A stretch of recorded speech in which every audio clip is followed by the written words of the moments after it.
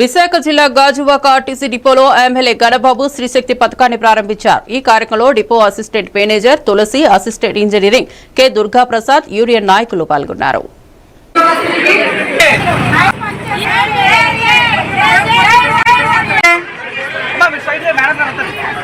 ఇన్ని సూపర్ 6 పథకాలు ఏ రకంగా అమలు చేస్తారని చెప్పారు. 10వ తారీఖు 15వ తారీఖు కూడా ప్రభుత్వ ఉద్యోగులకి జీతాలు ఇవ్వలేనటువంటి గత పాలకులు, గత పరిస్థితులు ఈ రోజు చూస్తే 1వ తారీఖే ప్రభుత్వ ఉద్యోగులకి జీతాలు పడుతున్నాయి.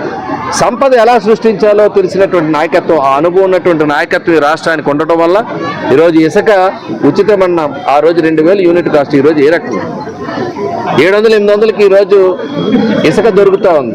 మద్యం పాలసీ మార్చాం. ప్రజలు ఇల్లు గుళ్ళయినా ఆరోగ్యాన్ని మూర్తిగా మరి పాడైంది. ఈరోజు ఆ డబ్బులు కూడా ప్రభుత్వం నొక్కేస్తే ఈరోజు వాళ్ళందరూ కూడా జైలు పోయారు.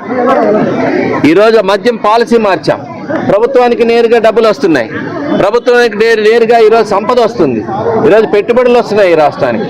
అమరావతి ప్రాజెక్టు ప్రారంభమైంది. మరి అదేవిధంగా ఈరోజు పోలవరం ప్రాజెక్టు ప్రారంభమైంది. కేంద్రం నుంచి నిధులు వస్తూ ఉన్నాయి. ఇన్ఫ్రాస్ట్రక్చర్ డెవలప్ అవుతూ ఉన్నాయి. అనేక ప్రాజెక్టులకి ఈరోజు స్టార్ట్ చేశాం. రాష్ట్రంలో యాక్టివిటీ స్టార్ట్ అయింది. గత పాలకులు 5 ఏళ్ళు మొత్తం నిర్వీర్యం చేశారు. పాలన అస్తవ్యస్తం చేశారు. మొత్తం ఆపేశారు. ఎక్కడ కూడా ఆదాయాలు కానీ సంపద కానీ సృష్టించే ఆలోచన కాకుండా వాళ్ళు జేబులు నింపే పని చేసుకున్నారు.